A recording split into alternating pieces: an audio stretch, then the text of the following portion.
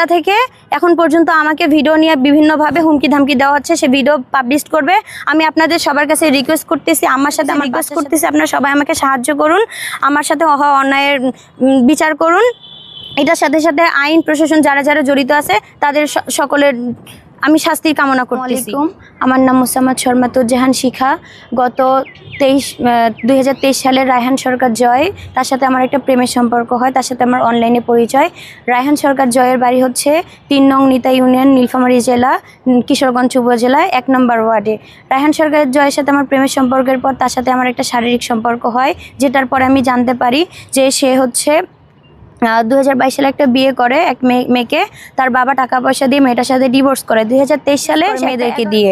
তারপর আমি এগুলো জানার পর তার সাথে সম্পর্ক ত্যাগ করে বের হয়ে আসবো। সে আমাকে ব্ল্যাকমেল করে, আমি যদি তার সাথে সম্পর্কে না থাকি সে এগুলো ভিডিও সে অনলাইনে পাবলিক করে দিবে।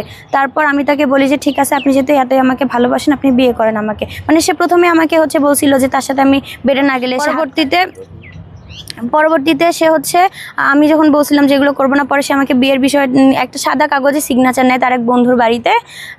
সেখানে আমার সিগনেচার নেয়, নিয়ে বলে কি যে তোমার সাথে আমার বিয়ে হয়ে গেছে। এখন আমার বয়স 2024 সালে বয়স ছিল আমার 14 বছর। আমি তাকে বলি যে বিয়ে করতে গেলে তো কবুল বলতে হবে। বলে কি তোমার তো 14 বছর বয়স, এখন কবুল বলে লাগবে না, যখন 18 বছর হবে তখন কবুল বলি। আমি বলছি ঠিক আছে। এরপর তার সাথে আমার অনেকবার শারীরিক সম্পর্ক। রায়হান সরকার যার ফ্যামিলি, রায়হান সরকারের বাবা জাকারিয়া সরকার, রায়হান সরকারের 4 বোন, তারা বলে যে এটা নাকি ওর, যে আমার অবস্থা খুবই খারাপ, আমাকে হসপিটালে নেয় আমার আম্মু নীলফামারী কিশোরগঞ্জ থানায়। এখন রায়হান সরকারের বাবা জাকারিয়া সরকার নিজের ছেলেকে বাঁচানোর জন্য নিজের ছেলেকে হসপিটালে নাকি ভর্তি করবে, এরকম একটা অবস্থা। ওই সময় আমাদের সাবেক প্রধানমন্ত্রী সে পদত্যাগ হয় আর কি, সে দেশ ছেড়ে পালায়, যেটার কারণে আমি সাংবাদিক ভাইয়াদের নাম্বার টিভি থেকে ম্যানেজ করি। নীলফামারী জেলা প্রতিনিধির সে আমাকে হচ্ছে যমুনাতে এক ভাইয়ার নাম্বার দেয়, আমি তার সাথে যোগাযোগ করি।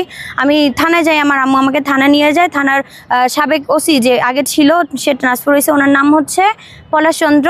সে বলে না আপনার একটা অভিযোগ দিয়ে যান, আমরা ছেলের বাড়িতে কথা বলি, বলার পরে আমি আপনাদেরকে জানাবো। আমার আম্মু বলে আমার মেয়ের সাথে অন্য হয়েছে, আপনার মামলা নেন। বলে না, আগে মামলা নাকি হয় না, পরে মামলা হয়। পরে তারা ছেলের ফ্যামিলিতে কথা বলে, ছেলের ফ্যামিলি থেকে তাদেরকে হয়তো একটা টাকা পয়সা অঙ্কে দেওয়া হয়।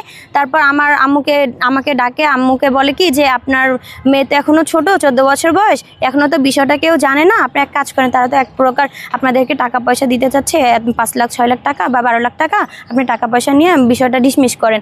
আমার আম্মু বলে আমার মেয়ের সাথে অন্যায় হয়েছে, আমার টাকার দরকার নাই, আমার মেয়েকে চরিত্রহীন বলা হয়েছে, এটার আমি বিচার চাই। তখন উনি বলতেছে যে না, মামলা নেওয়া যাবে না। পরবর্তীতে আমরা সাংবাদিকের সাহায্য নিয়ে এসপি অফিসে যাই। এসপি অফিসার মকবুল আঙ্কেলকে সব কিছু খুলে বলার পর মকবুল আঙ্কেল থানায় ফোন দেয়, ওসিকে ফোন দিয়ে বলে যে আপনি যদি মামলা না নেন তাহলে এই মেয়ের হয়ে যা যা করা লাগে আমি করবো, মেয়ের দায়িত্ব কর্তব্য নিয়ে। পরবর্তীতে ওসি ভয় পেয়ে মামলাটা নেয়। নেওয়ার পরে 24 ঘন্টার মধ্যে রায়হান সরকার জয় অ্যারেস্ট হয়। অ্যারেস্ট হওয়ার পরে 32 দিন সে জেলে থাকে। তার জেলে থাকার পরে নিজের বোন, ওর বোন হচ্ছে সিরাজগঞ্জে বাড়ি, ওর বোনের নাম হচ্ছে জুথি, সে আমার মা সাজে। আর জুথির মেয়ে আমার বয়সী, জুথির মেয়েরও বয়স 14 বছর। সে তার মেয়েকে মানে আমার জায়গায় বসায়, নিজের ভাগ্নিকে নিজের বউ সাজে, নিজের বোনকে নিজের বোন মানে শাশুড়ি সাজায়। ম্যাজিস্ট্রেট কোর্টকে ভুল প্রমাণ তথ্য দিয়ে ম্যাজিস্ট্রেট কোর্ট থেকে জামিন নেয়। এই জামিনের বিরোধিতা আমার আম্মু করে। জামিনের বিরোধিতা করার পরে তার জামিন মানে যে জজ আছে নারী শিশু কোর্টে মামলাটা তখন ট্রান্সফার হয়ে যায়। নারী শিশু কোর্টে জজ সমস্ত প্রমাণ সব কিছু আমার পক্ষে দেখার পরে ওর জামিন বাতিল করে। এটার সাথে সাথে নাকি ম্যাজিস্ট্রেটও জড়িত, নারী শিশু কোর্টের জজ বলে পেপার সব কিছু ছিঁড়ে দিছে মাটির নিচে। তারপরে ওর জামিন বাতিল হওয়ার পরে ওই ছেলে আবার হাইকোর্ট থেকে জামিন নেয়, 6 মাসের জামিনে বের হয়। আমাকে 6 মাসের জামিনে বের হওয়ার পরে আমাকে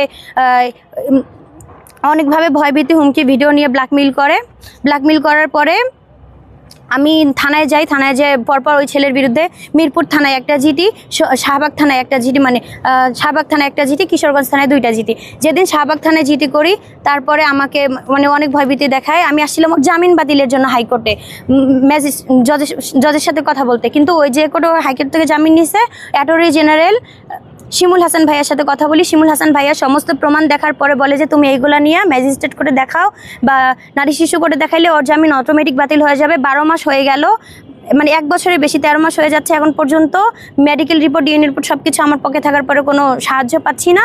শিমুল হাসান ভাইয়া বলছে যে এইগুলো তুমি দেখাও, তোমার পক্ষের মেডিকেল রিপোর্ট সবকিছু তোমার পক্ষে দেখাইলে অটো ওর জামিন বাতিল হয়ে যাবে। তারপর ওর জামিন বাতিল হচ্ছিল না। আমি যখনই কোর্টে দাঁড়াই ম্যাজিস্ট্রেট কাগজ দেখে 2 মাস পর পর তারিখ দেয়, আমার থেকে কিছু শুনে না। আসামির মুখের দিকে তাকায়, তাকানোর পরে সে ম্যাজিস্ট্রেট হচ্ছে আমাকে নামাই দেয় নতুন তারিখ দিয়ে। এরপরে আমি আমাকে হচ্ছে বলে যে আপনার তো একটা মামলা চলতেছে, মামলা চলতেছে, ওই মামলাটা কোর্টে আছে, ওই মামলাটাই থাকুক, আর নতুন করে কোনো মামলা দেওয়া লাগবে না। পরবর্তীতে আমি ডিআইজি স্যারের কাছে যাই রংপুরে। ডিআইজি স্যার আমাকে হেল্প করে, আমার থেকে থানা থেকে 2000 টাকা নেয়, নিজের মতো করে মন মতো করে একটা লিখালিখি করার পরে ছেলেকে অ্যারেস্ট করে ঈদের দ্বিতীয় দিন। যেই দিন অ্যারেস্ট করে তার পরের দিন বিকেলবেলা 2 থেকে 3টার সময় আসামি জামিন পায়, জামিনে বের হয়। গতকাল 14 এপ্রিল রাত